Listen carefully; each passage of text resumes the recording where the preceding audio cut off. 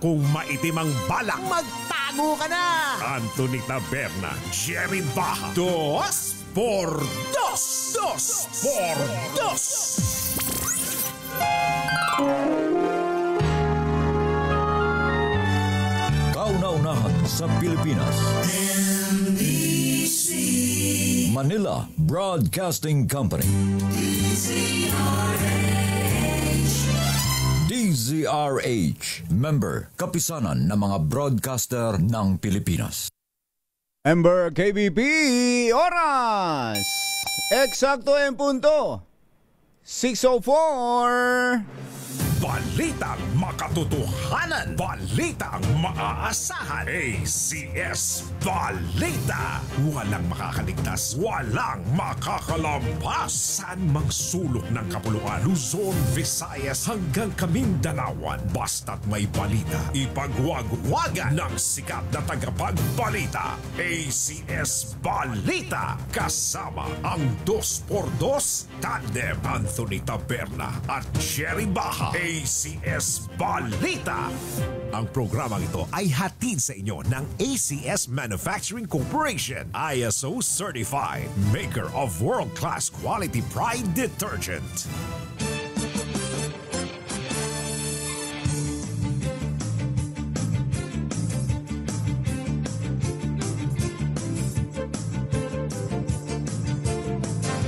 Araw ng Friday at 3 ng Oktubre 2025. Narito na po ang ulo ng ating ACS Balita.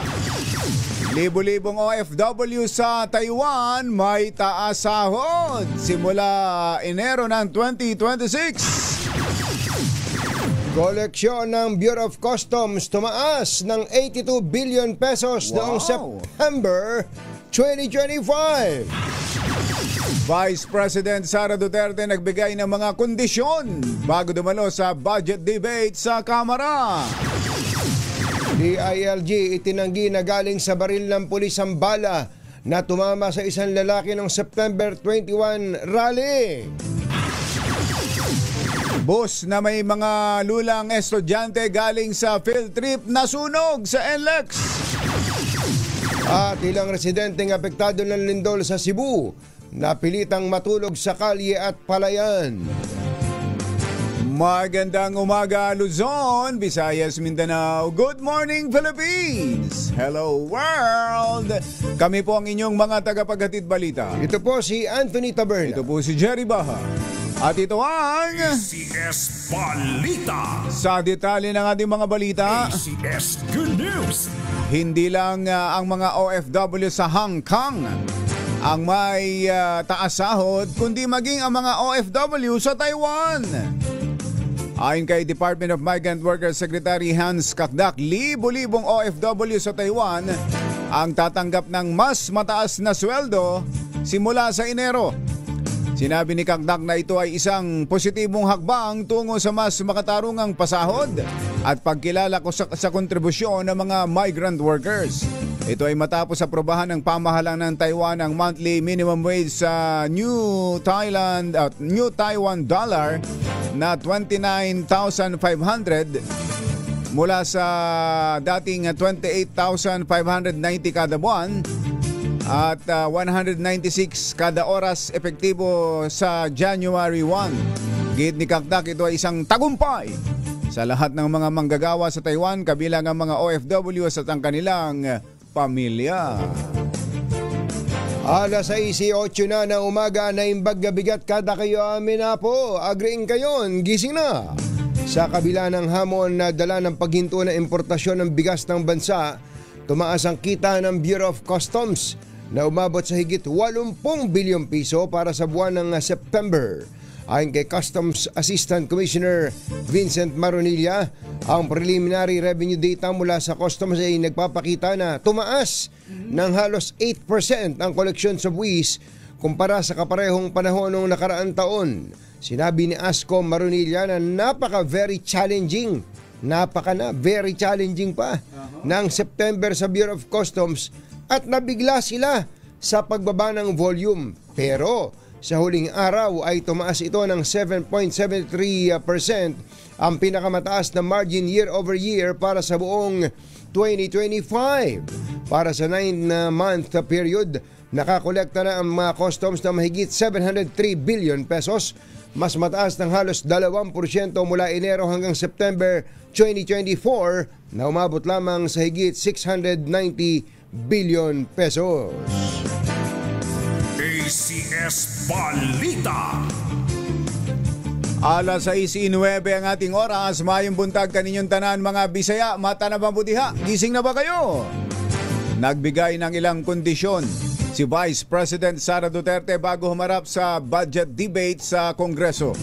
Sa ikatlong pagkakataon, muling inisnab ng Vice Presidente ang deliberasyon sa panukalang 902.8 million pesos budget ng OVP para sa susunod na taon.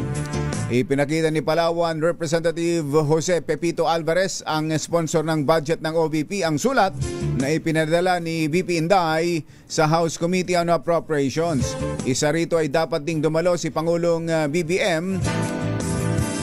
Isa sa mga kondisyon ay kailangan din daw pataluhin si Pangulong Bongbong Marcos sa Kamara para ipaliwanag naman ang 27.3 billion pesos budget ng Office of the President. Kasama rin sa inilatag niyang kondisyon ay ang bawiin ng Department of Justice ang Immigration Lookout Bulletin Order laban sa 7 opisyal ng OVP. Kabilang dito sina Attorney Zulaika Lopez, Lemuel Ortonio, Attorney Rosalyn Sanchez, Attorney Sunshine Chari Fajardo, Attorney, hindi na pala attorney, Gina Acosta, Julieta Villa del Rey, Edward Fajardo, Anthony Taberna, Jerry Baha. Hindi po kasama. Kala ko sinama niyo na ako sa lookout. Hindi kasama. Alas 6:11 na ng umaga, maupay nga aga mga kasangkayan, mga kabugtuan. Mata na kamo, gising na. Hindi galing sa hanay ng pulisya ang balang tumama sa isang lalaki sa kasagsagan ng trillion peso March noong September 21. Ito ang giniit ng DILG sa budget hearing sa Kamara, mahigit 1 linggo matapos ang anti-corruption rally na ikinasawi ng isang individual. Tiniyak din ni Camarines Sur 4th District Representative Arnie Fuentebella, budget sponsor ng DILG na hindi miyembro ng PNP, ang isang lalaking nakuna ng video na sa kasagsagan ng rally na nakitang may hawak na baril at hinihinalang bumaril sa 37 anyos na si Eric Saber. 6:11, alas 6:11 ang ating oras. May pabake ko nga ne. 6 ko na. 6:12 na ba? 6:12. Engineer Tony Nanggel. Ang balikbayan na si Engineer Tony Nanggel. 6:12 ng umaga. Maya pabake ko nga ne mga kabalen. Gising na ba kayo? Nagliyab ang isang bus na may lulang mga estudyante habang binabaybay ang kahabaan ng NLEX sa Marilao, Bulacan. Sa ulat ng pulisya, pauwi na galing sa field trip ang mga grade 1 pupils kasama ang kanilang mga guardians na magkaroon ng biglang pagsabog sa likurang bahagi ng bus dahilan para sumiklab ang apoy. Agad namang nakalabas ng sasakyan ng mga kabataan bago pa man lumawak ang apoy at magkaroon ng panibagong pagsabog. Wala namang napaulat na sugatan o nasugatan sa 40 estudyanteng pasahero habang nakikipag-ugnayan na rin ang pamunuan ng paaralan sa sangkot na bus company. ACS Balita. Takot siguro mga bata doon, ano? Pero yung mga grade 1. Pambihira. Yung bata lang, hagisan mo lang ng palito ng pospro, nagugulat. Kaya nga, 6:13, napilitan ng ilang residente na matulog sa labas o mga open area dahil sa tindi ng trauma mula sa magnitude 6.9 na lindol sa lalawigan ng Cebu.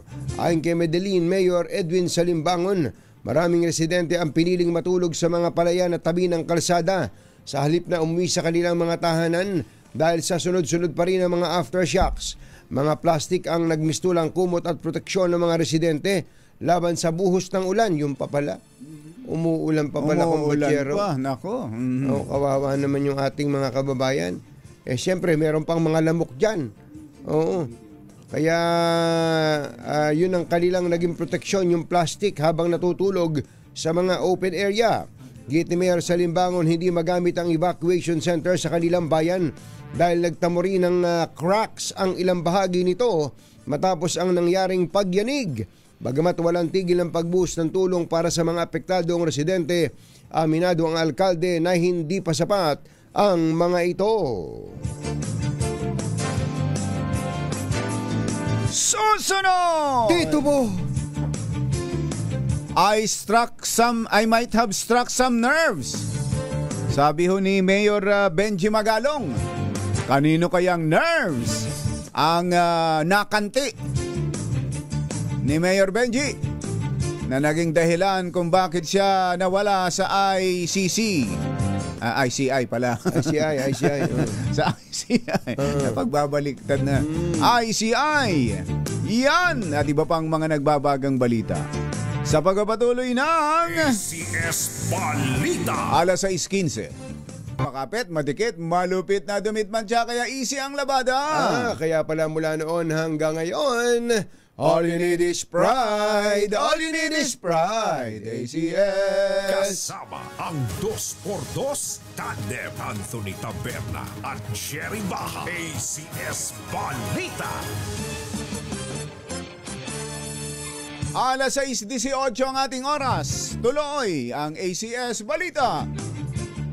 Naniniwala si Mayor Benamin Magalong ng Baguio City na may nasagasaan o meron siyang nakanti, ugat o nerves na nakanti sa investigasyon kaugnay ng flood control scandal dahilan para pag-initan siya at tuluyang paalisin sa ICI. Kasabay nito ay kinumpirma ni Mayor Benji Magalong na inalok siyang maging head ng Independent Commission for Infrastructure. Sa panayam ng DZRH kay Magalong, sinabi nitong tinanggihan niya ang naturang offer dahil sa inilatag na kondisyong kailangan niyang magbitiw bilang alkalde. Sa kabila nito, itinalaga pa rin niya siyang special advisor ng komisyon, bagay na ikinagulat ni Magalong matapos na tumanggi sa naunang offer. Ako naman, excited din ako dahil gusto kong makatulong eh. Mm-hmm. Pero after 2 weeks, lumalabas na ayaw naman nila ako mag-imbestiga. Kaya sabi ko, useless lang yung effort ko dito. You struck some nerves. Ano pong, Kaninong nerves kaya? Nerves ko ba yun? At siguro, hindi ko muna ako magsasalita.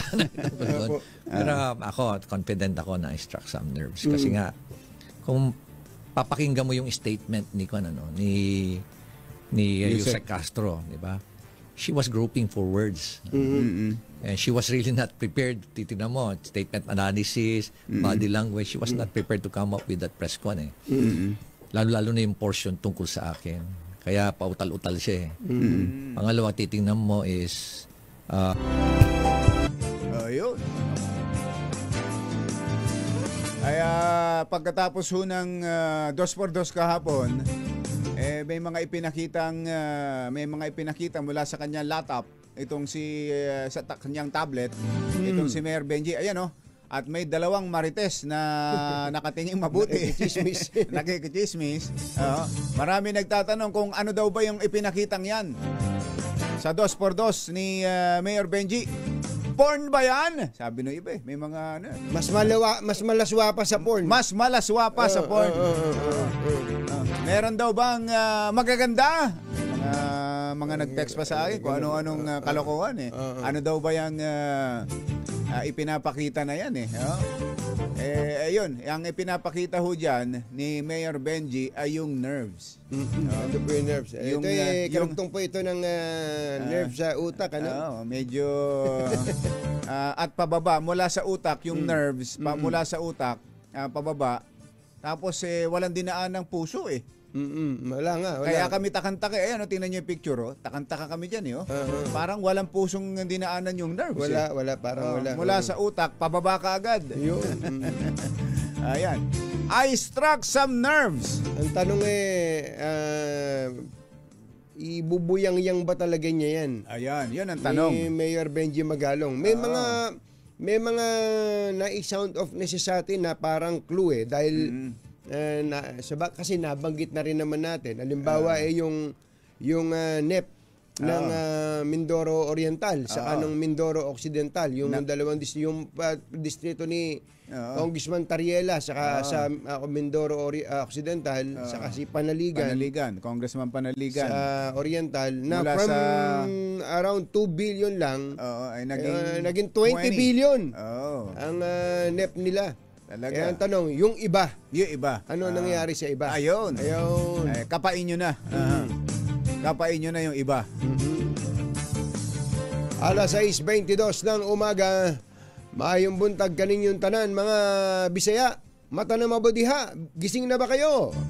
Nagpaabot po ng pakikiramay si Pope Leo the 14th sa mga biktima ng lindol sa Cebu. Sinabi ni Cebu Archbishop Albert Dauy, ipinaabot ng Papa sa Roma ang kanyang panalangin at simpatya sa mga naulila at nakaligtas sa malakas na pagyanig.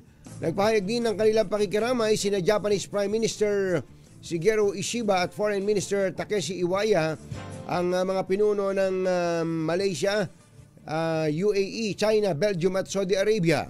Nangako naman ang Australia na nakahandang tumulong sa anumang kagyat na pangailangan ng Pilipinas. Alas 6:23 ang ating oras. Maupay nga aga, mga kasangkayan, mga kabugtuan, mata na kamo, gising na. Tiniyak ng National Electrification Administration na matatapos na ngayong linggo ang power restoration sa mga lugar na tinamaan ng magnitude 6.9 na lindol sa Cebu. Ayon kay NEA OIC Engineer Eric Campoto, 11 sa 13 bayang sakop ng Cebu 2 Electric Cooperative ay meron ng kuryente, kabilang ang Bogo City at Daang Bantayan na lubhang naapektuhan ng pagyanig. Kumpiyansa si Campoto na bago matapos ang linggo ay may babalik na ang supply ng kuryente sa dalawa pang nalalabing bayan. Ito raw po ay ang bayan ng Tabuelan at Tuburan. Bagaman hinihintay pa ang penal na damage assessment, sa ngayon ay nananatiling minimal ang pinsala ng lindol sa power facilities sa lalawigan. Alas 6:24 na ng umaga, nagbabala si Senator Risa Ontiveros na banta sa pambansang seguridad ang naarestong mining executive at businessman na si Joseph C. na nagpapanggap na Pinoy. Ayon kay Ontiveros, mas lalong lumalalim ang impluwensya ng China sa Pilipinas matapos siyang makakuha ng mga bagong impormasyon at ebidensya hinggil kay C at kanyang pamilya. Sinabi ni Ontiveros na isa sa mga nakakaalarmang impormasyon na kanilang natanggap ay ang pagkakaroon ng dual citizenship ng anak ni C na si Johnson Kai Chen. Sino? Si Johnson Kai Chen sa Chinese passport at Johnson Chua C sa kanyang Filipino passport. Bukod sa dalawa din ang kanyang birth certificates na magkaiba naman ang detalye ng kanyang mga magulang. Paliwanag ni Ontiveros, hindi pinapayagan ng China ang dual citizenship kaya malinaw na may panlilinlang at malaking banta ito sa ating pambansang seguridad. Si Joseph C. ay inaresto noong August 21. Yan yung tinatanong natin kay Immigration Commissioner Joel Anthony Viado. Ito si Joseph C. Inaresto po yan noong August 21 sa NAIA Terminal 3 dahil sa pagpapanggap bilang Pilipino. Lumalabas po sa investigasyon na tugma ang kanyang fingerprints sa isang Chinese national na nagngangalang Shen Zhong Shen. Sino? Si Shen Zhong Shen. Parang ito yung nasa Legend of Female General eh. Si General Shen? Si General... Ayun. May tanong ko lang pala. Wala ko doon sa sa pelikulang yung kasama si Matt Damon. Si Matt sa Damon. Ano ba 'yan? Wall ba 'yan? UL. Hindi, matanong ko lang pala kaugnay ito, Senator Risa Ontiveros. Totoo bang meron kayong insertion na 750 million sa inyong sa budget nitong taon na to? Hindi ako makapaniwala eh. Kambatsero, hindi ako makapaniwala na may flood control insertion si Senator Risa Ontiveros hanggang ngayon. Hindi ako makapaniwala. Kasi kahit na sinabi ko na sa'yo, Kambatsero? Kahit ako pa nagsabi? Parang mas gusto kong masakit naman yan, Kambatsero. Sige, naniniwala na. Ayoko nasasaktan ka. Hindi kaya po hindi ako makapaniwala sapagkat si Senator Risa Ontiveros ay bumoto ng against doon sa BICAM report. Di ba, may kanyan, may ratification ng Senado. Yung pagkatapos ng yung BICAM report, ibabalik sa Senado at pagbobotohan, iraratify. Dalawa silang hindi bumoto Si Senator Risa, saka si Senator Coco Pimentel, pareho silang dalawang opposition. Nasa minority. Kaya hindi ako makapaniwala na meron siyang insertion. Baka ang na flood control Na flood control. Baka iniisip niya hindi, ano lang to. Yun ang ceremonial function lang ng opposition. Ganon? Baka parang ganon. Ministerial sa parte ministerial. nila. Kaya lang, yun nga hindi kaya may ibang nagparking din kay Senator Risa? Wala naman siyang garahe. Ikaw nga magpaliwanag, Senator Risa. Bakit nga Senator, makisuyo. Pero hindi natin nilalagyan ng Malaysia yung pagkakaroon niya ng flood control, na parang ang ibig sabihin kasi ngayon pag nagkaroon ka ng flood control project sa iyong insertion, nangungumisyon ka na kagad kaya nga yun yung ating sinasabi. But to be fair kay Senator Risa Ontiveros, hindi lang 750 million ang kanyang insertion sa flood control. Hindi sa buong budget. Nasa 3 ano siya? Mahigit 3 billion. 3.01 billion. 1 billion. Tingnan ko na nga para sige, ikaw na magsabi. Hindi Okay. ako makapaniwala. Hanggang ngayon, hindi ako makapaniwala. Risa Ontiveros, mga magulang at mga mahal na mga taga-subaybay, ang kanyang kabuuang budget. Saan mo ba nakuha yan? Para sa 2025 natawagan mo na ba, budget. Yuel? Natawagan mo na ba ito. Risa Ontiveros? 3 billion, 3.035 billion. 3.035 billion 35 million and then 800,000 to be exact. Yun ang insertion. Yun ang insertion. O yung kabuuan. yung amendment. Oo, yung insertion or amendments. Tapos ang kanyang flood control insertion ay nasa out of the more than 3 billion, nasa 715 million. Ayun. Pakitanong nga baka natin. na-parkingan lang siya nung baka iba nga nailagay sa pangalan niya pero hindi naman pala sa kanya. Hindi ba? May mga ganun kaya ganun yung ating contention sapagkat halimbawa, kumbatsero, may mga idinedeklara po ngayon ang ilang investigador. Ano? Investigador, ang mga taga ICI, taga ICC. ICI nga. ICI, pati mga taga local government na ghost project. Nung pala, kumbatsero, dahil sa dami ng project, yung sinusulat na coordinates, siguro nahilo na yung nagsusulat, mali ang coordinates. Kaya baka sinadya talagang imali. Kaya nangyari po naging part nga ng modus talaga yun yung imamali yung coordinates para hindi mo makikita. Hindi, kaya ganito yung punto natin, kumbatsero. Nung nagkagulo na, nung naghahanap pa na ng ghost project, nung sinabi ng Pangulo, submit, di obligado mag-submit dun sa sumbong sa Pangulo yung mga coordinates ng mga proyekto. Alam niyo po ba, mga kababayan, kung nakikinig kayo sa Senado, napakarami, libo daw po yung mga proyekto na mali yung nandun sa DPWH Central na coordinates. Ayun na nga. At pag pumunta ka dun sa opisina ng District Engineering Office, kumbatsero, tama yung coordinates. Kaya pag ang pinagbatayan mo ay yung coordinates na nandun sa Central Office, hinanap mo dun sa lugar, walang project. Pero pagka pinuntahan mo yung District Engineering Office na kung saan tama ang coordinates, makikita mo yung project. Dahil sila talaga yung sila yung nakakaalam ng coordinates. Mismo, Kaya yung kay Senator Risa Ontiveros, hindi kaya inilagay nyo lang sa pangalan ni Senator. Ba't nyo ginaganyan si Senator Risa? Baka nga. Di ba? Sige nga, Yuel, try nga natin si Senator Risa mamaya, no? Para baka meron ngang ganun lang ang ginawa sa kanya. Oo. Para biruin mo hindi ako makapaniwala Ako. Hindi ako makapaniwala ikaw na meron siyang flood control Nakita mo naman yung pinakita ko sa yung papel. Nabaliktad.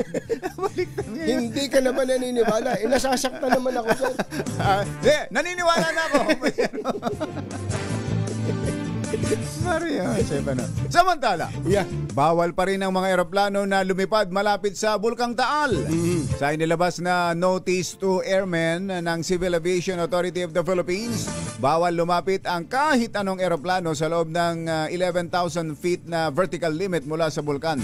Ito'y habang nananatili sa Alert Level 1 ang Bulkang Taal na muling nag-aalburuto at nagkaroon ng minor eruption noong Miyerkules. Pinatulang guilty sa 13 bilang ng money laundering kaugnay ng PDAF o Priority Development Assistance Fund scam si Janet Lim Napoles. Sa inilabas na desisyon ng Pasig Regional Trial Court Branch 158, napatunayang guilty sa money laundering si Napoles sa 2013 pork barrel scheme.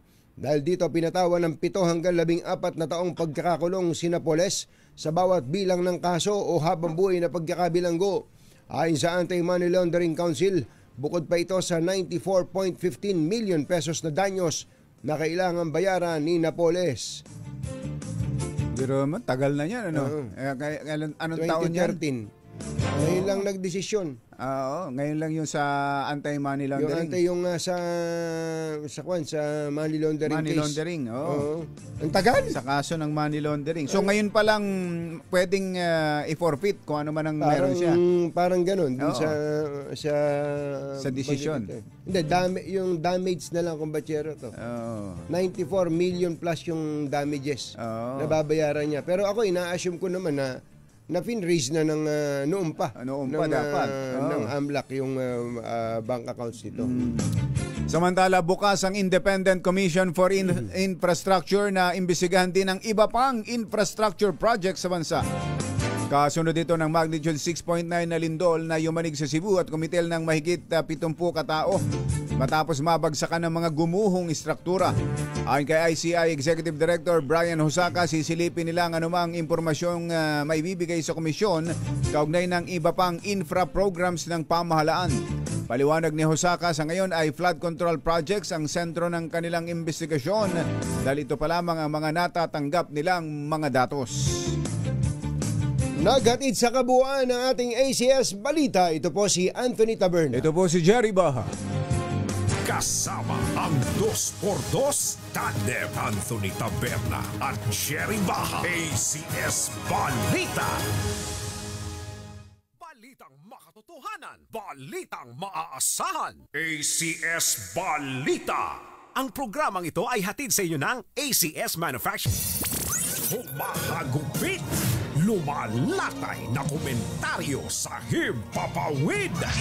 2x2. Walang takot sa paghimay sa masalimuot na isyu ng bayan. 2x2.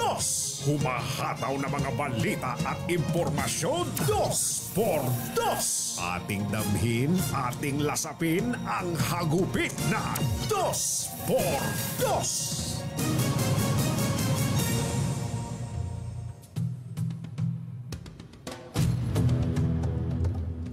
Nakafocus daw po ngayon ang mga otoridad sa relief and rehabilitation. Matapos na itigil ang search and rescue operations sa magnitude 6.9 na lindol sa Cebu na ikinasawi ng 73 katao at ikinasugat ng halos 400 iba pa. Kaagad po na ipinagutos ng Pangulong Bongbong Marcos ang pagtatayo ng tent city sa Bogo City upang pansamantalang matuluyan ng mga residenteng nawalan ng bahay at natatakot bumalik sa kanilang lugar sa takot na magkaroon ng aftershocks. Iniutos din po ng Pangulo ang pagpapalabas ng halos 400 milyong pisong pondo upang masimulan ang rehabilitation efforts sa Cebu Matapos nitong personal na masaksihan ang lawak ng pinsala ng lindol, partikular dyan sa Bugo City. Bumisita ang Pangulong Marcos sa Ground Zero kahapon kung saan personal niya nakita ang lawak ng pinsala ng mga nasirang infrastruktura kabilang ang mga building, ospital at mga bahay. Isyu ng bayan. Katotohanan. Dos por dos. Pagmaitim ang balak, magtago ka na. Dos por dos. Si Jerry at si Anthony, narito na. Dos por dos. Hahataw ng todo, urado ka. Dos por dos. Ang katotohanan, dala nila. Dos por dos. Walang sinasamba pali, maniwala ka. Dos por dos. Hataw ng gusto, tol, umasa ka. Dos por dos. Dos por dos.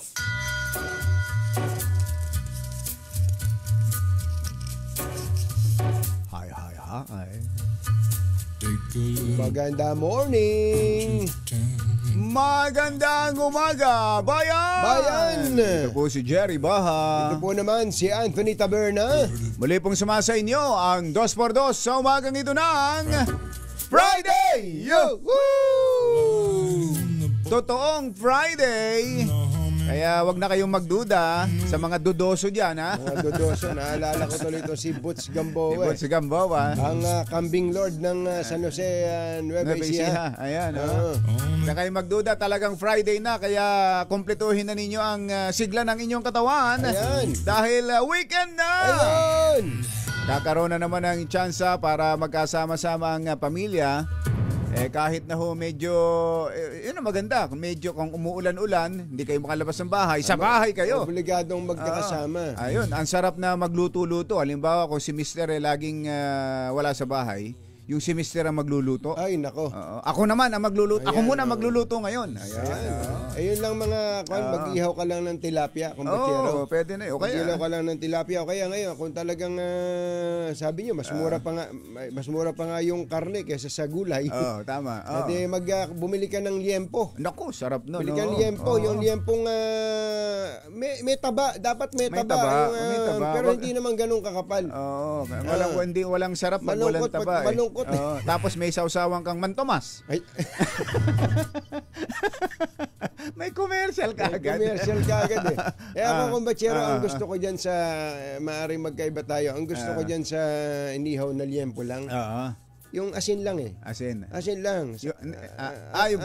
Bago mo iihaw. Bago may asin. Oy prito. Inasnan lang. Tapos ang sausawan ng kumbachero, toyo, kalamansi, saka sili. Ako naman, bukod doon. dun sa sarsa, may katabi pang isang sausawan. Suka na may bawang. Importante yung bawang. Bakit? Pangontra sa kolesterol yun. Grabe. Galing. May kolesterol yung liempo. Kukontrahin yun ng bawang. Sa bagay, napapansin ko sa mga Chinese restaurants Chinese saka Korean restaurants, lagi may bawang na ganun sa gilid. Pangontra daw yun sa kolesterol. Ayan, tama yan. Napag-usapan natin ang lagay ng panahon.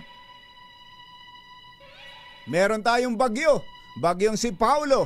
At marami ng lugar ang nasa ilalim ng storm signal dito sa ating bansa. Kuha tayo ng update mula kay Munir Baldomero ng Pag-asa. Munir, magandang morning! Magandang umaga po, Katunyi at ka Jerry. So sa ngayon po, meron po tayong binabantayan po na isang bagyo. Ito ay si Severe Tropical Storm Paulo. At base po sa pinaka-latest na Tropical Cyclone Bulletin, ito pong si Tropical Cyclone Paulo ay kasalukuyan pa rin pong lumalakas habang kumikilos palapit dito sa may Northern Aurora at dito sa Southern Isabela. Sa kaninang alas 4 ng umaga, ang kanyang sentro is namataan sa layong 150 kilometers east of Kasiguran, Aurora, na may maximum sustained winds na 100 kilometers per hour malapit sa sentro at gustiness na umaabot ng 125 kilometers per hour. Kasalukuyan po itong kumikilos west-northwest sa bilis na 20 kilometers per hour.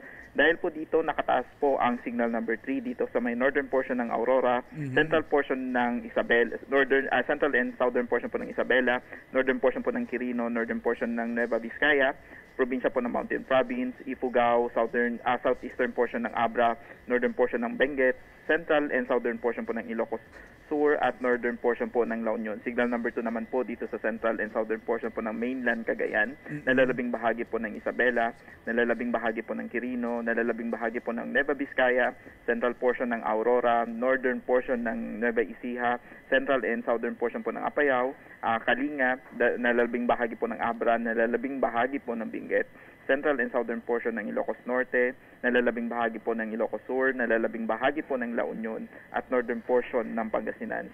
Signal number 1 naman po dito sa nalalabing bahagi po ng mainland Cagayan, kasama na po rito ang Babuyan Islands, nalalabing bahagi po ng Aurora, northern portion ng Quezon Province, kasama po ang Pulilio Island, Camarines Norte, northern portion po ng Camarines Sur, Catanduanes, nalalabing bahagi po ng Apayao, nalalabing bahagi po ng Ilocos Norte, nalalabing bahagi po ng Pangasinan, nalalabing bahagi po ng Nueva Ecija, northern portion ng Bulacan, probinsya po ng Tarlac, northeastern portion ng Pampanga, northern portion po ng Zambales. Sa ngayon po, nakataas pa rin po yung Weather Advisory number 7 kung saan, dahil po sa epekto po ni Tropical Cyclone Paulo, ay maaari po makaranas ng more than 200 millimeters na pag-ulan within the next 24 hours ang Isabela, Quirino, Aurora, 100 to 200 millimeters naman po dito sa Cagayan, Apayao, Abra, Kalinga, Mountain Province, Ifugao, Benguet, Nueva Vizcaya, Ilocos Sur, La Union, Pangasinan at Nueva Ecija, habang 50 to 100 naman po dito sa may Ilocos Norte, Zambales, Tarlac, Bataan,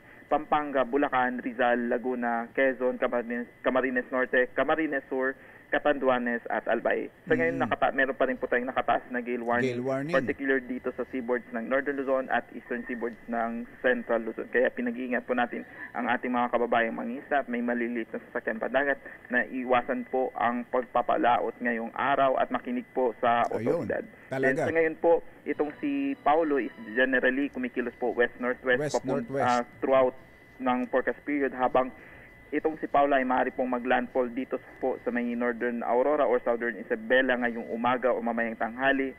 And yung posibilidad po nung na magkaroon po ng shift or pagbabago sa track po nito pababa ay hindi po inaalis. Ganon. So baka kung bababa pa, medyo mahahagip na ang Metro Manila, Munir? Yes, possible po sir, if ever po mas mag-intensify pa po yung high pressure dito sa may mainland China. So possible po na mas maaari pa pong bumaba yung track nitong si Paulo. And in-expect po natin na mamayang hapon or mamayang gabi ay maaari na pong lumabas ng West Philippine Sea itong si Tropical Cyclone Paulo habang kumikilos west-northwest hanggang sa makalabas po ng Philippine Area of Responsibility bukas ng umaga. Pero hindi pa rin po natin inalis na maaari pa rin po ito mag-intensify dito sa Philippine Sea bago mag-landfall. And also, paglabas po nito pag once naka-emerge na po ito sa West Philippine Sea, maaari pa rin po itong mag-intensify into a typhoon category. So ang landfall niya anytime ngayon mula ngayong umaga hanggang tanghali? Yes po sir, tama. Sa anong parte sa Aurora? Particularly din northern part ng Aurora, but then southern part po ng Isabela. Northern Aurora o kaya southern part ng Isabela. Okay, so mabilis ang takbo niya, 20, tama ba? 20 kph? Yes po, tama po. So, at inaasahang mabilis din itong tatagos sa kalupaan. Kaya lang malakas ang hangin, 100 to 120 kph, tas marami ring ulan, si Paulo. Yes po. Tama po. Yung 200 millimeters ba na nabanggit mo, Munir? Ano ba yun? Heavy rains yun? Yes po. Possible po na makaranas po sila ng accumulated na more than 200 millimeters within the next 24 hours. Yung mga areas po na under doon sa red na weather advisory. Okay. Mga ito may mga nakikinig sa atin ngayon, Munir, na taga Nueva Vizcaya. Si Kuya Jerry Espidillon, paambon-ambon pa lang daw ngayon sa kanila. Mga anong oras daw ba sila babayuhin ng malakas na hangin at ulan? Dito po sa may area po ng Nueva Vizcaya po, so within the next, meron pa po tayong lead time na 24 hours before pa po ito before pa po to mag-landfall. Pero since nag-release po tayo kanina ng 5 a.m. so mga less than 24 hours na lang po before po natin maranasan yung mga malakas na pag-ulan at malakas na hangin na dala po ni Tropical Cyclone Paulo. Lapit nila eh. Kaya kung Aurora Isabela karugtong na yung Nueva Vizcaya. Pero hindi Vizcaya, ha? Oo. Vizcaya, Munir, ha? Baka magkamali ka. Nueva Vizcaya. Hindi Vizcaya. Opo. Yung mga kababayan nating na lindol sa Cebu, Munir, kumusta magiging panahon nila doon ngayon? Sa ngayon po, in-expect po natin since hindi naman po sila malapit dito sa malapit dito sa vicinity po ng bagyo. So in-expect po natin na kasama po sila doon sa mga areas po na medyo good okay yung panahon. So yung search and rescue operation po doon sa part ng Central Visayas ay maaari pa rin pong gawin. Ayun, very good. Munir, maraming salamat. Thank you. Good morning. Munir Baldomero ng Pag-asa.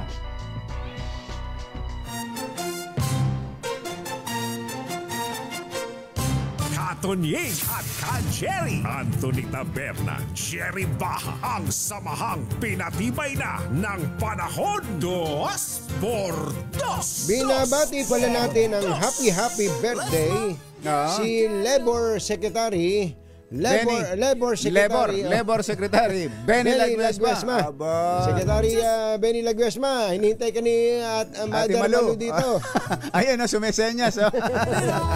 Magandang morning, happy Secretary birthday Benny. Ay, pating pala kay Congressman Pido Garbin. Birthday ngayon. Kong Pido Garbin. Happy birthday. May napagalit ka din kahapon. Nahanap ka ni Mayor Benji Magalong. Mayor Congressman Pido Garbin. Happy birthday. At advance happy birthday kay Marcos Parin Taberna. Aba, si Kuya Eric. Marcos Parin Taberna sa Lunes. Marcos Parin. Kaya Marcos ang pangalan yan eh. Marcos Parin Taberna. Ipinanganak si Kuya Eric kasi 1972. Mga 2 linggo pagkatapos ng deklarasyon ng martial law. Kaya mainit pa pa si yung martial law. Kaya pagkatapos siya ipanganak sa papag na 7 kaming ipinanganak. At hindi nga nung papag na yung kumbatsero. Nakapito, ano? Inabot ko pa yun eh. Nung bandang huling medyo nasira na, ginawa ng katayan ng baboy. Mula sa pagiging panganakan, naging katayan ng baboy. Mariosep naman ang naging transformation ng papag na yun. Happy birthday, Kuya Eric. Laban tayo dyan. Wala ba tayong libreng exit sa immigration dyan? Mula kay Ate Kare. Ayan. Baka daw gusto mong magpa-supply sa kanya na itlog, ha? Itlog. Yung free range. Free range ba yan? Free range egg. Mamimili ka daw, kahit na cage daw. Yung double yolk, ha? Yung double yolk. Basta sinabi mo, gusto mo nang makapuno, yung punong-puno. Si Kuya Eric, bibigyan ka niyan. Ang tindi nung paano ba nga ba nagagawa yun? Yung masisiguro mong double yolk yung iklog ng manok mo. Kawawa daw yung manok pagka double yolk kung batsero. Ang iklog niya? Iklog. Inukwento sa atin nung isang nasa industriya ng egg layers. Si Kuya Melvin Raimundo, sabi niya, kaya ako, broiler na lang ang inaalagaan ko eh. Broiler na lang daw. 29 days na lang daw kung batsero ngayon. Talaga, totoo yan. 28, 29 nung masubukan ko pang mag-alaga ng manok, talagang paikli na ng paikli dahil sa mga pinapakain. Ganon. Yung feeds ngayon. At saka kung paano hindi sila ini-injection, ha? Kung paano sila inaalagaan. Dati 'di ba, matinding habulan ng nangyayari. Ngayon nakahalo na sa pagkain. Kaya hindi na nai-stress ang mga manok. Ano ba yung pinapakain na yan? Yung steroids? May gamot nakahalo doon sa feeds. Pampatangkad, Kaya yung iba ayaw kumain ng cage ng manok na yung mga tawag dati white leghorn. Yung tawag ay white leghorn. Gusto may epekto raw sa kanilang sa mga anak nila lalo na yung mga lalaki. May nagiging ano daw nagiging epekto? Nagiging babae daw. Ay, nako. Akala, nung bata mahilig sa chicks. Oo. Nung lumaki-laki na, Naging chicks. naging chicks. Ay, happy birthday daw kay Vice Mayor Larry Albanyo ng Nasugbu, Batangas. Ay, Mayor. Vice Mayor Larry Albanyo, binabati kayo ni Eric Dastas. Ayan. Wala ba tayo dyan? 6 na minuto na lang, alas 7 na. Makikanta sa next. Por dos. Jerry Bach at Anthony Taberna sa 2 por 2 sa DZR. May paglilinaw lang kumbatsero si sino? Isang Secretary, paglilinaw? Vince Dizon ng DPWH kasi kumakalat yung mga balita na ang mga contractors daw ng DPWH ay hindi nababayaran. Ano? Basta hindi ka nababayaran pagka contractor nga. Hindi po, sabi po, pinapaliwanag lalo po. na kung hindi naman nakakasama doon sa mga nababanggit na mga contractors na involved sa kalokohan. Oo. Ba't hindi babayaran? Ang sabi po nitong si Secretary Vince Dizon, ang stop payment lamang o ang termination is only against Diskaya companies. Diskaya lang. Diskaya companies. Only, sabi niya. Only. So yung iba kahit nababanggit? Kahit nababanggit kasi tuloy-tuloy naman yung nagtatrabaho pa naman yung maraming kumpanya. Ito kasing Diskaya, may mga ghost projects na nabanggit. Tapos basta sabi niya, all the rest, basta't ang progress billing ay tama at walang kalokohan, tuloy-tuloy na magbabayad ang DPWH. Kasi nga naman, kumbatsero, kung ang isang project ay nagpapatuloy tapos hindi mo babayaran yung gumagawa, may mga manggagawa yan, papasweldo yun na nga. Kaya kawawa yung mga empleyado doon. Bukod sa mabibitin yung proyekto, yun nga, yung direktang apektado ay yung mga empleyado, yung kawawang mga empleyado. So kasamang mababayaran ba, kumbatsero, itong contractor na ang may-ari may marami ring mga sport car. May mga mga peklat. Itong 1116 Construction Company. 1116 Construction Company. Sino ba yan? Nakalat din ngayon ng mga video sa social media ng batang-batang may-ari. Batang-bata? Ang pangalan ni Tam Beltran. Tam Beltran. Narinig mo ba? Kalat din sa social media at ito, may mga pictures na dito. Dati si Tam. Dating mga kasama natin sa UKG, cameraman. Si Tam. Akala ko naman yung chocolate na from Australia. Tam chocolate. Masarap din yun.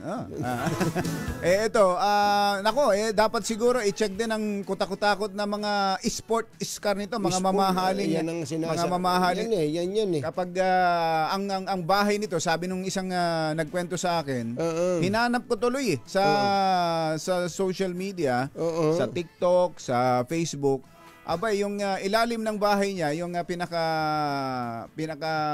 ground floor ay paradahan ng mga mamahaling sasakyan at yun na rin ang Evans Place. Doon na rin siya nag-entertain ng mga guests. Ginawa niyang lamesa doon Ginawa niyang lamesa yung hood ng mga hindi, bawal. sport car niya. Dahil mamahalin. May mga katabing sopa. May mga sopang andun mismo sa parang display yung mga sasakyan, tapos may mga sala dyan. Doon kayo magkukwentuhan habang nakatingin kayo sa kanyang napakaraming mga sasakyan. Grabe. Ano pangalan? Tam Beltran, Secretary Vince. Ito ba 1116 Construction Company. 1116. Mukhang marami ring nakuhang mga proyekto ito sa mga mambabatas natin. Nako. At baka pero maayos bang gumawa yan? Yun ang tanong natin. Yun na nga. Dapat gusto ko lagi sinasabi, gusto kong i-qualify kumbatsero Kung nagkaroon ng bidding, bagamat kakabahan ka naman sa bidding, kung nagkaroon ng bidding, nanalo siya, may proponent, kaibigan niya, talagang nagkabigayan doon dahil sa nag-share siya ng profit niya. Tapos maganda yung proyekto, medyo babawasan ko na yung kasalanan niya. Bawas na. Pero may kasalanan pa rin. May kasalanan siya. Hindi pwedeng wala siyang kasalanan. Pero dapat silipin talaga lahat. Masyado tayo nakasentro lang sa Biskaya. Hindi, Diskaya. Diskaya. Baka meron pa hong mga ibang malalaking kontraktor na nagpasikat din ng husto. Nag-display ng kanilang yaman. Riches. At sino? Sinong mga mambabata, sinong mga politiko ang katsokaran ng mga ito at doon nakakakuha ng mga proyekto. Masamang tao lang ang takot sa dalawang to. Kaya kung maitim ang balak, magtago ka na. Anthony Taberna, Jerry Baha, 2x2. Hindi natin kalilimutan na pupuntahan natin ng Bugo City, Cebu. Maghingi po tayo ng update doon sa napinsala ng lindol.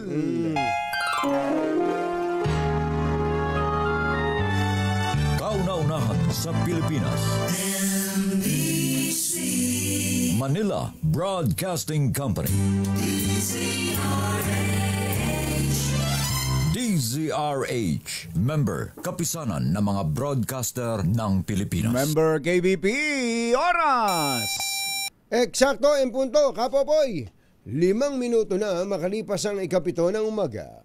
Balitang bagong-bago. Balitang dapat alam mo. Balitang magdadagdag ng talino. Dahil bagong impormasyon, makibalita. Unang-una sa DZRH.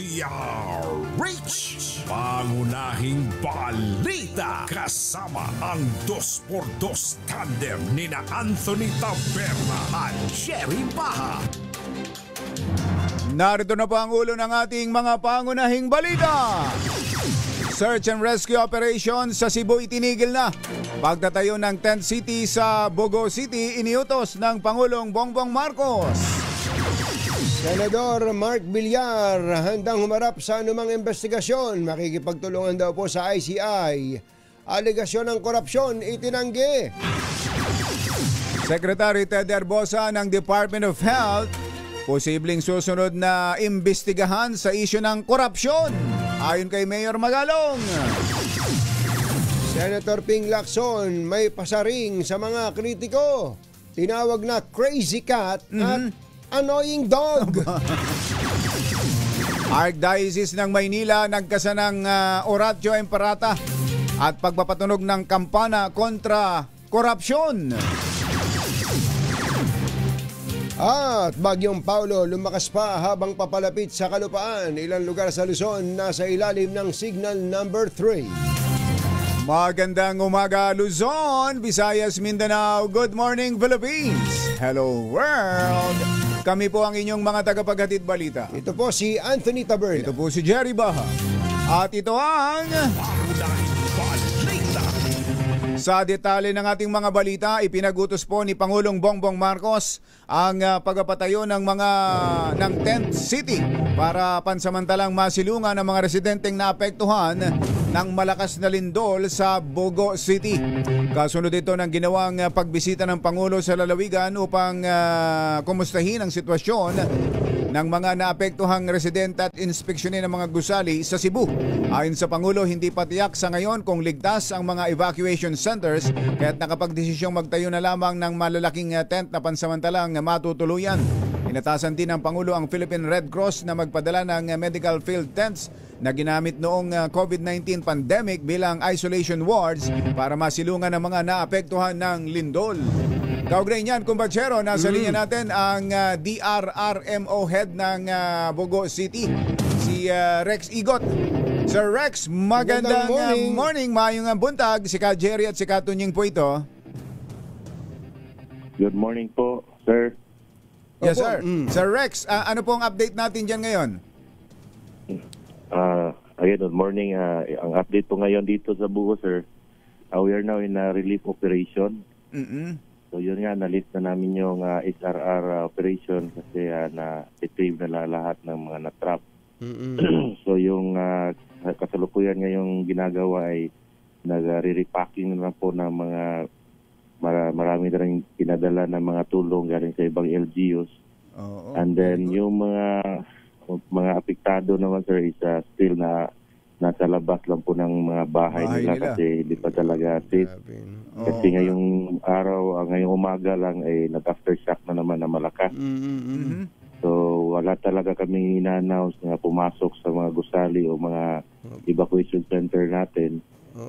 May identify kami na evacuation center pero yung karamihan, dyan lang po sila naglagay ng mga tent o mga barong-barong na tarpaulin sa gilid na ng bahay nila. Lang. Yes po, kasi ayaw din po nila iwanan yung bahay kasi ito yung mga gamit nila. Ngayon din ngayon din po yung gusto nilang mangyari siguro. Mga gaano karami po yung apektado diyan sa inyong inyong syudad sa Rex? As of now, sir, we are counting 31,000 individuals, individuals, sir. 31,000 individuals? Yes, sir. Opo, at karamihan po dito ay nandyan lang sa mga tabi-tabi, sa gilid ng kalsada, natutulog. Yes po, sir. Nasa tabi-tabi lang po. Kailan po ba matatapos yung Tent City? Mukhang pinamamadali daw po ng Pangulong Bongbong Marcos yung pagpapagawa ng Tent City para kung hindi pa pwedeng umuwi sa kanilang tahanan ay may matuluyan yung ating mga kababayan. Sa ngayon, sir, wala pang nangyari na by Tent City kasi wala pa rin dumating na mga tents. So, yun nga, nag-convene yung kagabi yung council. Yung priority muna ngayon is yung water system na maayos agad para kasi yung urban areas namin which yung mga commercial wala pa ring tubig. So then wala pa ring lahat ng kuryente. Kagabi lang may ilang barangay lang. But then ngayon nagda-burn out na naman. Ay, ganon? So yun sir, wala pa fully restore na raw ang kuryente dyan. Lalo na dyan sa Bogo City. So pa on and off pa rin ang kuryente? Yes sir, on and off pa rin.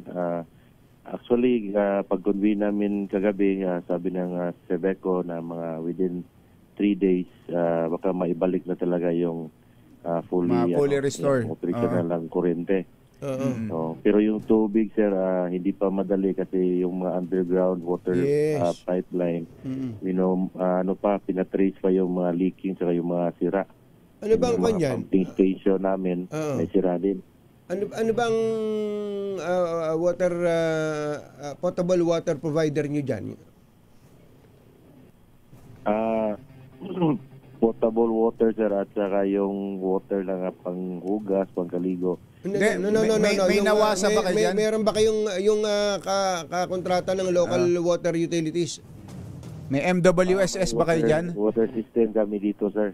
Anong pangalan ng sa Bugo? Bugo Water District po. Meron kayong sariling water district. So yun, ang problema nga yun kasi yung mga underground pipes yan malamang naapektuhan, no? Yes po, sir. Teka, yung sa tent, ang utos ng Pangulo ay yung mga ginamit dati sa COVID. Diyan ba sa Bugo during COVID wala kayong nagamit na mga tent diyan, Sir Rex? Yung COVID, sir, ang ginamit na tent noon is modular tent. So, yung mga modular tent po, wala po yung bubong. Ay, naku, so, hindi pwede, no? In case of may ulan po, siyempre mababasa po yung mga, yung request talaga namin, sir, yung camping tent. Camping tent, may bubong talaga. Or kaya collapsible tent, yung retractable tent po. Wala pang dumating? Wala pa rin po. Kaya yung iba po, nagdala lang po yung tinawag natin trapal, yung tarpaulin. May identified area na kayo na pwedeng paglagyan yung parang magmumukha nga siyang tent city at gaano kalaki yon? Kalawak? Ano po yun, sir? May na-identify na ba kayo na pwedeng paglagyan ng tent city? Kung saan? Siguro, sir, yung kasi nauna pa kasi yung relief operation, pero pinaplano namin na dito sa may banda ng City Hall, may malaking flat area dito na possible na ma-flat lang sila ng isang grader para malagyan po ng mga tents. So yun yung possible kasi dito malapit lang sa City Hall, madaling ma-monitor po. Pero siyempre sa laki ng Bugo City, hindi naman pwedeng lahat ng mga taga-barangay pa pupunta pa diyan sa mismong city proper, Sir Rex. Baka kailangan magagawa din kayo sa mga barangay, ano? Yes po, every barangay po, meron naman mga open space area po. Then may identified naman sila sa plano nila, no? Every barangay kailangan naman meron naman plano. But still wala pa talagang dumating na tent. So yun po din pong mahirap kasi lang sila sa sa open space. Saka may trapal lang po, mga sako yung ginagamit. So wala nang tinigil na ang rescue, search and rescue. Ibig sabihin wala na walang missing, Sir Rex? Wala na po. Nung Merkulis pa po ng gabi, alas 11 yata yung last retrieval ng isang gusali na nag-collapse po. Nag-collapse, oo. So until yesterday and today wala na talagang naghahanap na may missing. Oo. Po. Bali sa Bugo ay ilan ang casualties? May fatalities kami po na 33. 33? 33 po. 33 Tapos po. ang mga injured? Umabot po ng 186 po yung naitala sa ospital. Pero actually mga more than 186 po yan. Including po yung, kung i-include po yung nandun lang sa kanilang mga bahay. Mga bahay, hindi na nagpa-ospital. Sa amin. Oo. Dahil yung ospital puno na po yung ospital. Ayun, puno. Pero pinapasok na ba? Akala ko nung una ayaw papasok, hindi pinapapasok sa loob dahil may mga aftershocks pa. After the tremor po, pinalabas na talaga lahat mga pasyente. Yung mga malala po ay pinadala na po sa ibang hospital na malayo sa Danao po, sa Cebu City. So as of now, yung lahat ng pasyente sa labas lang po at nakalagay, may tent lang po. May tent naman po kasi yung Bugo City, pero hindi naman gaano sobra karami. Linagay na lang po doon sa hospital po kasi umulan din po nung isang gabi. Pero ngayon okay na panahon dyan sa inyo? Wala nang ulan? Fair weather na po dito. Salamat naman po sa panahon na hindi umulan. Kasi kung umuulan pa yan, kanina kasi may binabasa akong news item, Sir Rex, na nandun na nga sa tabing kalsada yung iba nating kababayan, yung iba sa palayan daw natutulog, tapos nangakabalot na lang ng plastic gawa nung wala nga bubong yung lugar, kaya umuulan pa. Po, sir, umuulan pa. Kaawa-awa. So yung sa pagkain naman, sa tubig, maganda naman ang dating ng tulong diyan na Sir Rex. May umabot na po ng mga tulong ng mga potable water in bottle po. Then meron na rin mga water tankers na nag-augment dito, nag-check in. So by cluster na lang every barangay kasi hindi rin madali, sir, kasi sa sobrang dami ng mga nangangailangan ng tubig. So hindi talaga matapos ng isang araw lang isang barangay. Talaga. Saka dapat talaga maayos ang coordination din, ano? Baka may mga iba na nabibigyan na, yung iba naman nakakadoble na, yung iba ay wala pa. Parang gano'n, ano? Yes po, kinoordinate po namin to sa barangay kasi sila yung mas familiar at mas knowledgeable sa ilang barangay. So sila po yung parang nag-control po kung saan po talaga yung Sa mga kababayan natin na gustong tumulong, ano po yung mga pangunahing pangangailangan na Sir Rex? Go ahead po. Sa mga kababayan natin dyan gustong tumulong, ngayon kulang kami sa potable water. Kung meron namang mga solar lights kasi run out pa rin. Saka yung mga relief goods po, mga ready to eat food, yung madali lang makain para po hindi mahirap sa pag-ano ng mga kababayan namin, mga taga-Bugo po. Saka kung meron naman mga temporary shelter, mas ano naman po yon. Yung tent siguro, tent ano? nga, yung tent. Yung mga, kasi marami dyan, hindi lalayo sa kanilang lugar, sa kanilang bahay. Kaya yung mga tent nasa na gilid lang po, pang sir. isang pamilya, pwede siguro yun. Ang dami nang nabibiling ganun. Sir Rex, kumusta mga government buildings natin dyan? Kumusta City Hall? May mga heavily damaged bang government building? Yes po, makita naman natin sa mga post po. Actually, yung facade ng City Hall Bugo City collapse mismo. po. Oo. Pero yung sa loob naman po, dahil din po yung foundation nito parang hindi pa naman ako nakaabot noon. Sabi lang po ng mga kasama ko na matigas naman po, magaling naman yung pagka-foundation nito, pero yung mga gusal, yung mga bubong lang, yun po yung nag-collapse po. Yung kisame, yung ganon po. So hindi pa talaga safe yung City Hall namin. Then yung So hindi pa nagagamit City Hall? Hindi magagamit, sir. So we're planning po na lipat muna kami ng ibang lugar, kaya doon kami sa complex po namin. Sa complex muna nag-oopisina si Mayor. Yes po, yun yung plano muna. I-rehabilitate muna namin yung City Hall. Kaya aside sa yung mga foods and saka ibang tubig, sir, need talaga namin yung pag-recover ng mga critical facilities namin. Yes, sir. Okay, Sir Rex, maraming salamat sa inyo. At ang aming pakikiramay, lalo na po dun sa mga kababayan natin na namatayan ng mga mahal sa buhay. Thank you po sa inyo. Opo. Thank you po sa inyo. Sir Rex. Salamat po. Salamat po, sir. Yes, sir. Si Rex Igot, siya po ang head ng DRRMO sa Bugo City. Sa national government naman, as early as yesterday, kailan nangyari yung Lindol Kumbachero? Martes ng gabi. Ng gabi. Miyerkules pa lang ay nandun na sila Secretary Rex Gatchalian. Nakapunta na kagad. Si Rex Secretary Igot. Kapangalan pa pala ni sila Secretary Rex Gatchalian. Tuloy-tuloy na. Maganda kasi meron tayong mga naka-preposition Ibang pambagyo talaga yon, pero madali namang i-divert doon sa mga nalindol. Yun ang importante yan. Samantala, balikan natin ng Masbate naman. Na sa Masbate, bagyo naman ang nalalasa. Andun si RH18, Roel Saldico. Kami, Roel!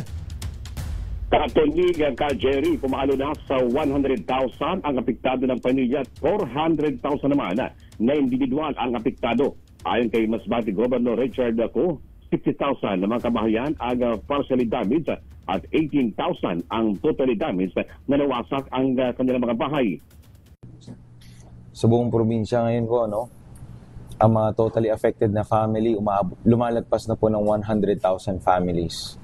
And para sa mga affected individuals, lumalagpas na po tayo ng 400,000 individuals na naapektuhan nitong bagyo.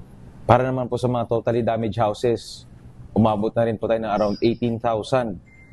At for partially damaged houses, more than 60,000 na po yung na-damage yung mga bahay nila. Samantala, pahirapan ang supply ng tubig sa ilang mga bayan at talawigan, maging sa pagbalik ng kuryente at puspusan pa rin ang pagtulungan ng mga iba't electric cooperative sa buong bansa. Opo, una sa lahat, tubig. Naintindihan namin yung pangangailangan sa tubig. So, talaga pong ginagawan po ng paraan ng lahat, ng buong gobyerno, ng lokal, ng nasyonal, para po maagapan yung problema natin sa tubig. At the same time, isa rin pong nakikita namin yung kuryente. Dahil marami pong nakakonect sa kuryente, kasama rin yung tubig. So, ang gobyerno po, kaming lahat, nagko-coordinate kaming lahat para tulong-tulong kami para mapabilis yung pag-restore dito ng kuryente. Although hindi tayo makabigay ng exact date, exact time, or kung ano yung estimated day na makakabalik talaga yung kuryente, but rest assured, ginagawa ng lahat yung makakaya para talagang mapabilis yung proseso ng pag-restore. Nakita naman po natin napakaraming electrical poles yung bumagsak. Ang pinig ni Masbate Governor Richard Go, nanawagan naman ang gobernador na magkaisa ng bumal at labis na pasalamat sa mga tumutulong sa kanilang dalawigan. Mula pa rin sa Liga ng Masbate, ito si RH-18 Roel Saldico, una sa Pilipinas, una sa Pilipino. Thank you, Roel. 7:24 ang ating oras. Magbabalik pa rin ang mga pangunahing balita. Ang oras ay hatid sa inyo sa DZRH, pangunahing balita. Kumbachero, napapansin mo ba, habang tumatanda ang mga magulang natin, parang mabilis mapagod at parang laging walang ganang kumain? Nako, totoo yan, kumbachero. Minsan nga parang mas magana pang makimarites sa pagkain, kumbachero. Talaga, tama ka dyan, kumbachero. Pero seryoso, delikado kapag kulang sa nutrisyon ang mahirap magkasakit ang mga seniors. Nako, alam mo naman, yung ating mga seniors, importanteng naaalagaan ng kalusugan yan, kaya dapat tinututukan. Kagaya ko, pinapainom ko si Nanay Benny, ng N+ Gold, kumpleto sa vitamins, minerals, healthy carbs at soy-based protein. Kaya hindi lang po mas ganadong kumain, mas ganado rin sa buhay. Ipakita ang tanda ng inyong pagmamahal with N+ Gold. Available sa Mercury Drugstores at iba pa ang leading drugstores nationwide. Mga nangunguna at mga bagong balita sa DZRH, pangunahing balita. Upang sugpuin ang lumalalang kaso ng illegal na online gaming sa bansa at protektahan ang mga manlalaro laban dito, inulunsad po ng Philippine Amusement and Gaming Corporation ang PAGCOR Guarantee website. Maaari i-check ng publiko ang nasabing website kung lisensyado at lehitimo ang isang online gaming site bago sila maglaro o magbayad. Regular na ina-update ang website at may direktang link ito sa mga lisensyadong gaming platforms. Ang kay PAGCOR Chairman and CEO Al Tenco, matutulungan po nito ang publiko na makaiwas sa panlilinlang habang pinoprotektahan ang kanilang karapatan bilang manlalaro. Paalala po ni Chairman Tenco na maging mapanuri sa bawat online gaming activity na sasalihan sapagkat dumarami ang mga reklamo hinggil sa mga illegal na gaming sites na hindi nagbabayad ng panalo. Pangunahing balita. Alas 7:32. Tuloy ang mga pangunahing balita.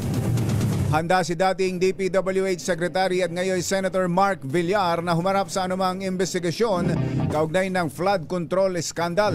Ayon kay Senator Villar, makikipag-ugnayan siya sa mga investigating body para patunayang hindi siya kailanman nasangkot sa kontrobersya nung panahon ng kanyang panunungkulan bilang kalihim ng DPWH sa ilalim ng Duterte administration. Gate ng senador, suportado niya ang mga gagawing investigasyon dahil wala naman siyang itinatago. Una nang sinabi ni Justice Secretary Jesus Crispin Remulla na ilan sa pamilya Villar ang kabilang sa mga iimbestigahan dahil sa umano'y pagkakasangkot sa mga maanumalyang infra projects. Nadagdagan pa ang mga lumulutang na ghost flood control projects sa Bulacan. Ito'y makaraang madiskubre ng Commission on Audit ang 4 pang non-existent projects ng DPWH First District Engineering Office na nagkakahalaga ng mahigit 350 million. Dalawa sa mga ito ay hawak ng Sims. Ito na naman si Sims. Sims Construction Trading. Isa ang sa Top Notch Catalyst Builders Inc. At isa rin ang sa 888 Construction and Supply Incorporated. Ang naturang flood control projects ay deklarado ng DPWH na tapos na at fully paid na. Ngunit walang nadatnang anumang instruktura ang COA nang inspeksyonin ang mga ito. May cryptic post si Senate President Pro Tempore Ping Lacson sa social media laban sa kanyang mga kritiko. Sa kanyang X account, nagpasaring si Lacson patungkol sa anyay crazy cat and annoying dogs na nangangailangan ng medical attention. Bagamat hindi pinangalanan, naniniwala ang maraming netizen ang tinutukoy ni Lacson ay si Senator Rodante Marcoleta at Cavite Representative Kiko Barzaga. Ito'y dahil ipinost ni Lacson ng naturang patama matapos ang privilege speech ni Senator Rodante Marcoleta na bumabati ko sa kanya habang nag-post naman si Barzaga ng meme sa Facebook laban sa senador. Bukod dito, kilala rin sa bansag na Congress Meow si Barzaga dahil mahilig sa pusa. Mula nang palitan ni Lacson si Marcoleta bilang chairman ng Senate Blue Ribbon Committee ay napadalas na ang kanilang debate. Pero sa kabila ng mga batikos, tiniyak ni Lacson na mananatili pa rin siyang patas sa investigasyon at igagalang ang ebidensya kaysa tutukan ang ingay sa politika. Achi ahya, oras po natin, Chityam, Samgohun, 7:35 ng umaga. Erbosa, susunod ka na. Aba? Malapit ka na rin. Akala ko, Erbosa, susunod na. May pagbabanta kasi. Ito ang pahayag ni Baguio City Mayor Benjamin Magalong laban kay DOH Secretary Ted Herbosa na anya'y dapat ding imbestigahan sa isyu ng katiwalian. Sa panayam ng DZRH, sinabi nitong hindi lamang dapat nakasentro sa DPWH ang investigasyon sa katiwalian. Ayon kay Magalong, marami pang dapat tutukan gaya ng mga lumulutang ngayong irregularidad sa DOH tulad ng haunted super health centers at mga unfinished project ng ahensya. So hindi ghost, haunted. Hindi lang dyan, natatapos dyan. Meron pa yung DOH. Akala nila wala sa front site namin yan. Yan, si Ted Herbosa. Malapit ka na rin. Ganun, no? Marapit so na hindi rin lang DPWH? Hindi yan. Marami pa yan. Pero nangyayari dyan sa DOH, isa pa yan. Kaya akala nyo so far so good, wala kayo sa front site namin. Malapit na kayo dyan. Ang tinig na may pagbabanta galing kay Baguio City Mayor Benjamin Magalong. Samantala, lumakas pa ang severe tropical storm Paulo habang kumikilos papalapit sa Northern Aurora at Southern Isabela. Ayon sa Pag-asa, huling namata ng sentro ng bagyo sa layong 150 kilometro sa silangan ng Kasiguran, Aurora. Taglay na nito ang lakas ng hangin na umaabot na 100 kilometers per hour at may pagbugsong 125 kph. Napanatili ng bagyo ang bilis na 20 kilometers per hour habang kumikilos sa direksyong Kanluran, Hilagang Kanluran. 10 lugar sa Luzon ang nakataas ngayon sa signal number 3. Kabilang po dito ang northern portion ng Aurora, central and southern portion ng Isabela, northern portion ng Quirino, northern portion ng Nueva Vizcaya, northern portion ng Benguet, Mountain Province, Ifugao, southern portion ng Abra, central at southern portion ng Ilocos Sur, northern portion ng La Union.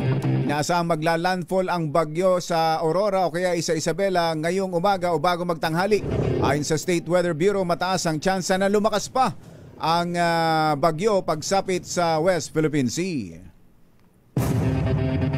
Ito na yung haunted, kumbachero. 319 na haunted super health centers ang nadiskubre ni Senador Win Gatchalian sa iba't ibang lalawigan sa bansa. Sinabi ni Gatchalian, karamihan sa mga naturang super health centers ay tapos na, ngunit hindi naman ino-occupy o ginagamit. Kinumpirma rin ng Senador ang nabunyag sa Senate Committee on Finance hearing na may 11 bilyong pisong halaga na mga hindi pa natapos na proyekto ang DOH. Lumutang din sa naturang pagdinig ang mga maanomalyang proyekto na konektado sa ilang kontrobersyal na kontraktor na sangkot din sa flood control projects. Basta rin sa pagdinig na merong 11 billion na mga projects na hindi tapos, uncompleted projects. 11 billion yun na discover namin. At meron din doon iba na konektado doon sa mga controversial na contractors tulad nila Diskaya. So merong isang drug treatment facility, no, na hindi natapos pero nakasulat doon sa report na tapos na. Ibig sabihin ay mga anomalous projects na nakatawid from flood control pumunta na ngayon sa Health Department. Ang tinig ni Senator Win Gatchalian. Susunod! Tito Boho. Sino itong aktres na may kadaldalan pala? Isa pang aktres na lihim daw sana ang pagpapakasal sa boyfriend. Magpapakasal next month. Ibinuking! Ayun! Yan at iba pang mga nagbabagang balita sa pagpapatuloy ng Pangunahing balita. 7:39. This time check is brought.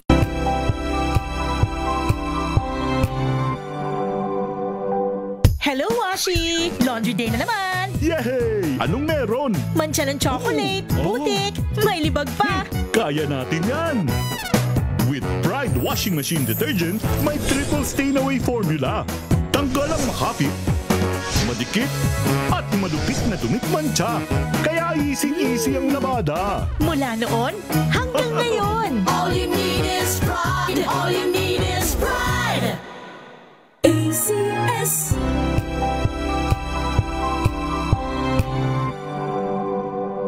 Magbago man ang panahon, doon kami sa gawang Peerless. Champion, mula sa baretang pangmatagalan, purong powder. Hanggang sa mapulang liquid detergent.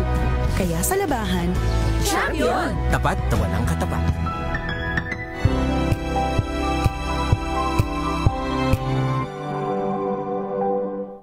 Maulan man, no worries na amoy kulog ang damit. Charm Fab Con, bangong pumakabloom, tanggal amoy kulog sa bango ng Charm. Kaya gamit ko, Charm Fab Con with Bloom Fresh technology. Kills 99.9% of kulob-causing bacteria. May aroma burst pa of thousands of flowers and berries. Ang sampay sa loob, no amoy kulob. Bangong pumakabloom sa Charm. Charm Fab Con. ACS.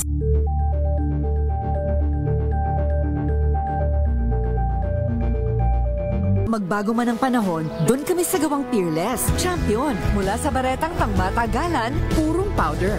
Hanggang sa mapulang liquid detergent. Kaya sa labahan, Champion! Tapat na walang katapat.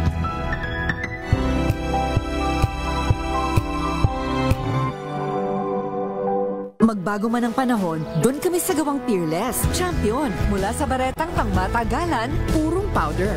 Hanggang sa mapulang liquid detergent. Kaya sa labahan, Champion! Tapat na walang katapat.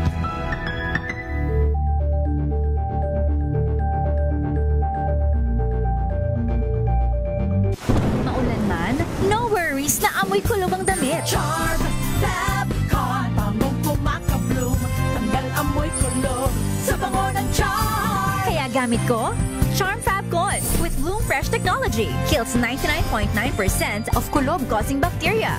May aroma burst pa of thousands of flowers and berries. Ang sampay sa loob, no amoy kulob. Bangong pumakabloom sa Charm. Charm Fab Con. ACS.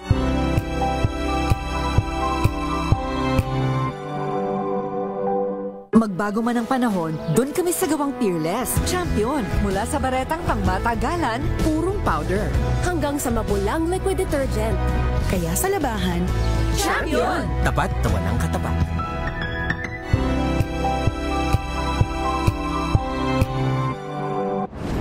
Kung good vibes ang hanap mo, dito ka na sa sigurado! Mula sa mga istoryang nagbibigay ng inspirasyon hanggang sa mga kwentong may dalang solusyon. Mga balitang pampagaan ng pakiramdam at pampaganda ng araw. Hindi lang ba sa good news, kundi the better news. Mula Lunes hanggang Biyernes, 1:00 ng tanghali sa DZRH TV.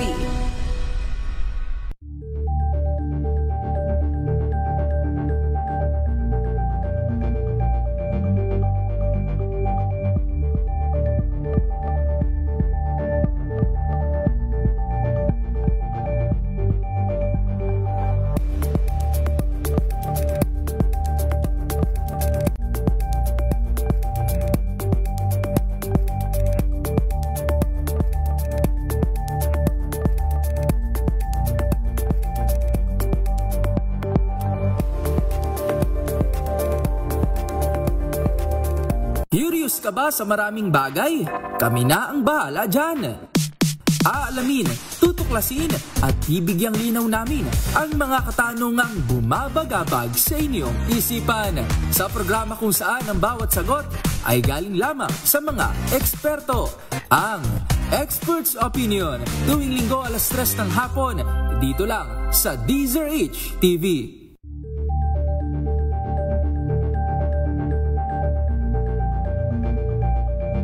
Alamin ang mga maiinit na isyung pambayan, mga balitang kailangan mong malaman, usapin sa pamahalaan, politika, ekonomiya at kabuhayan. Ito ang mga dapat mong malaman, pakialaman at pag-uusapan dahil kayo ang tinig ng mamamayan dito sa Damdaming Bayan.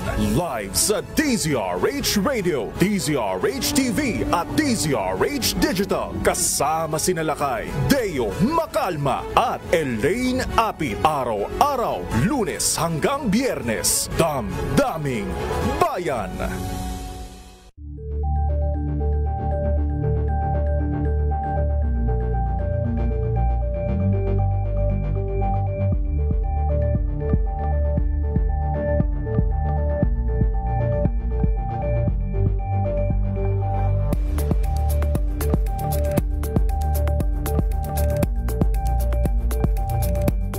Maagang balitaan, maagang usapan sa mga issue at mga bagong balita sa DZRH. Pangunahing balita.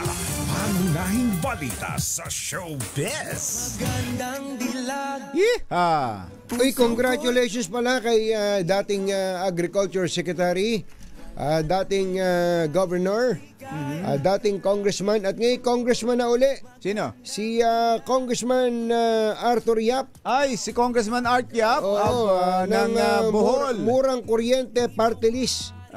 Isa po sa ang Murang Kuryente Party List sa tatlong party list na ang mga kinatawan ay pinanumpa kahapon ng COMELEC. May mga nadagdag may mga nadagdag dahil natanggal yung Duterte Youth. Tapos yung isa pa ay yung Abono. Tapos ito isa. Binabasa ko tong istorya ng Philippine Daily Inquirer. Abono kila Secretary Estrella. Itong binabasa ko naman ay yung ang probinsyano party list. Nanumpa daw po si Representative Alfred De Los Santos na ang sabi ng Inquirer contractor to. Ano? Ang kumpanya daw po ng pamilya nitong si Congressman Alfred De Los Santos na Albay Base ay nakakopo ng 48 mga proyekto ng gobyerno sa Albay, Sorsogon at Camarines Sur na nagkakahalaga ng 2.4 billion pesos. Wow! 2.4 billion pesos. Talaga naman. Nangungungu ka talaga dito Sa bilyon-bilyon eh. Pero di ba yan yung may mga kaibigang waiter? May kaibigang waiter. Buti nga hindi inginudngud ko. Congressman, mabait ka na ba, Congressman, sa mga waiter? Sa mga waiter. Sana mabait na. Hindi, pero ito nga yan ang problema sa mga contractor eh. Congressman contractor eh. Naging contractor. Saka ako na kumbatsero na generalize tuloy yung lahat. Lahat. So nadagdagan pa. May nadagdag pa pala doon sa bilang kahapon na from 67 naging 1 ilan na. Parami ng parami mga kababayan. Saka nga yung divest na yan, kalokohan yung divestment na yan. Ay, dapat alisin na yung divestment na yan. Sabihin, sige, lumantad na kayo, wag na kayo mahiya. Ayan. Si Professor Alex Barros ay nangungumbida ng isang pananghalian, isang piging bukas dahil birthday niya. 59th birthday ni Professor Alex Barros. Ay, Professor. Binabati ka ng The Naughty Professor. The Naughty Professor ng Vancouver, Canada. Binabati ka ng buong PMA Maringal Class of 1988. Tsaka ito si EJ Garcia, happy 10th birthday.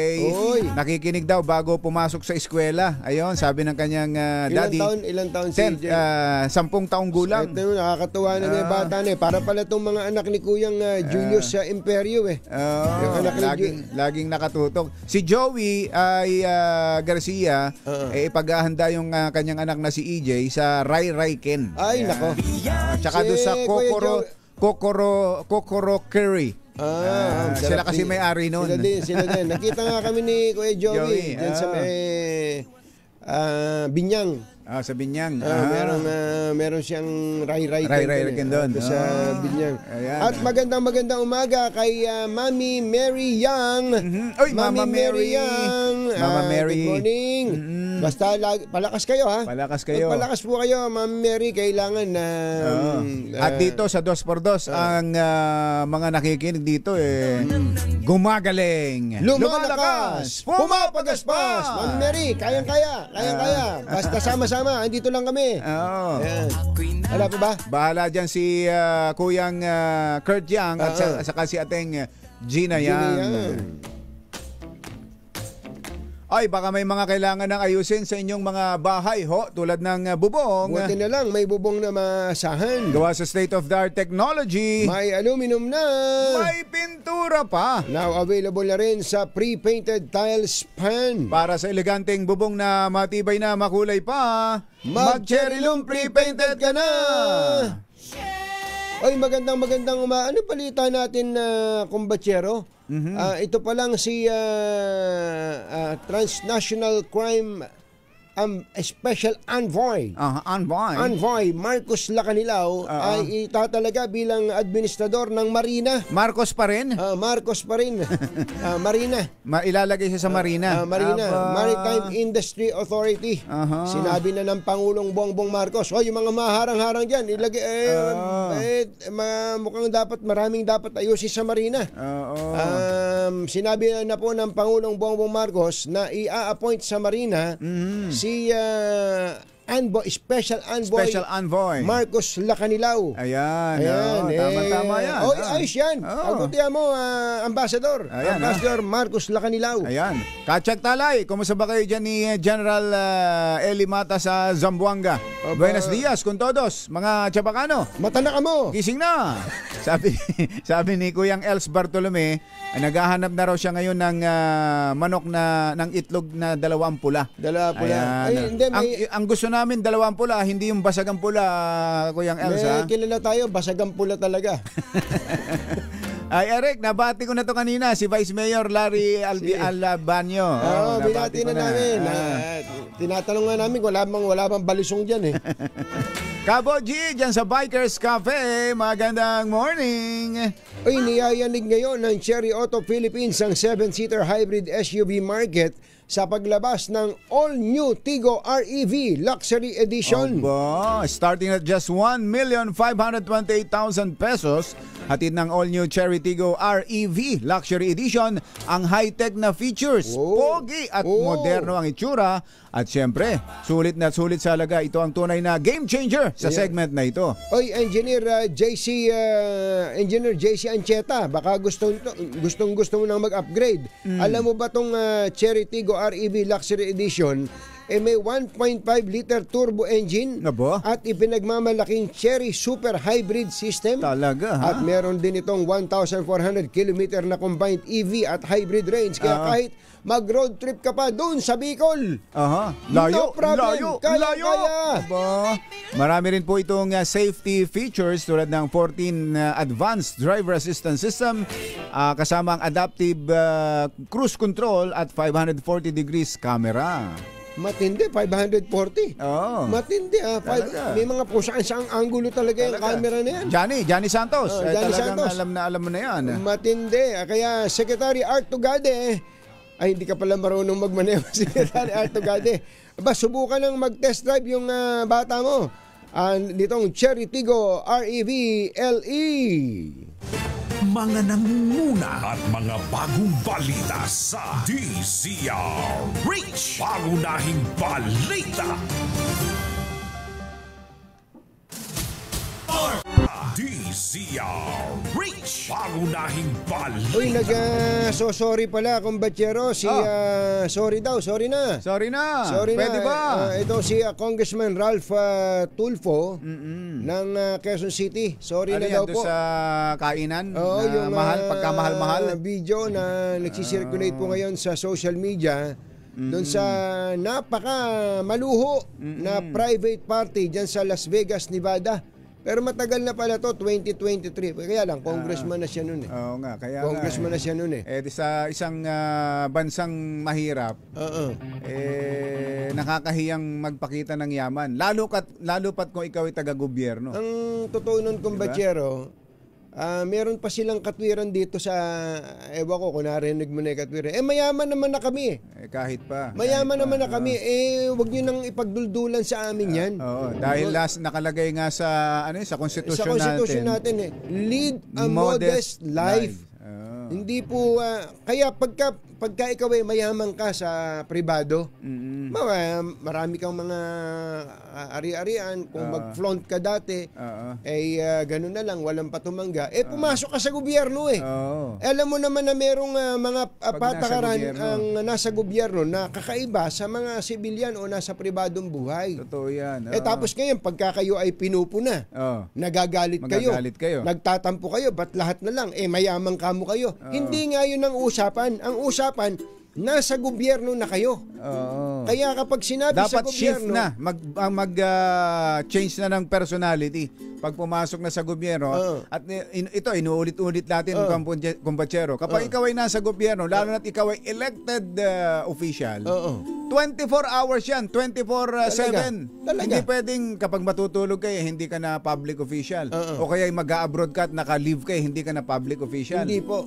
Hindi po ganun. Yun po ang malungkot. Dapat maintindihan. Saka, pinilit ba namin kayo na pumasok sa politika? Kapag ka pumasok ka sa politika, sorry, pero you are exposing yourself to public scrutiny. Ang totoo, hindi lang ikaw. Kung may girlfriend ka, pati girlfriend mo. Kung may asawa ka, pati asawa mo. Kung may anak ka, pati anak mo. Yan ang politika. Yan ang kapag pumasok ka sa gobyerno. Pumasok ka sa gobyerno, hindi naman sinabing, uy, parang awa mo na, pumasok ka sa gobyerno. Hindi eh. Pinangangalandakan nyo pa yung inyong kayamanan. Tapos sasabihin siya, hindi, dati na kaming mayaman eh. Naalala ko tuloy itong Artugade Kumbachero eh. Si dating Secretary Artugade, ang yaman nito eh. Ang yaman nito, sa totoo lang. Self-made yan. Self-made. Mula sa hirap, nagsumikap, naging abogado, naging isang mahusay na negosyante. Totoo. Napunta sa gobyerno. Totoo. Nakikikubeta lang daw siya nung araw. Wala nga sila sariling kubeta. Nakikikubeta lang. Pero nung pumasok sa gobyerno, sabi niya, ang hirap-hirap, matanda na eh. Malaking tao. Malaking tao. Kaya yung sasakyan niya dati, malaki. Dahil nasa gobyerno na siya, naobliga siyang mag-Innova. Naobliga siyang sumakay sa mas maliit na sasakyan sapagkat samantalang dati na siyang at sa sarili niyang sasakyan yung ginagamit niya. Totoo yun, Kumbachero. Kaya dahil hindi magandang optics kapag ikaw ay taga-gobyerno, nasa gobyerno ng isang mahirap na bansa, tapos makikita kang nasa luxury, nabubuhay sa luxury. Yung minsan di ba may naging bisita tayong presidente ng isang mahirap na bansa eh. Iba kagad ang tingin ko, Kumbachero eh. Siguro iba itsura nito na parang mahirap ang parang ganun ang anticipate mo eh. Yung magiging expectation mo sa makikita mo mula sa isang mahirap na bansa. Totoo yun.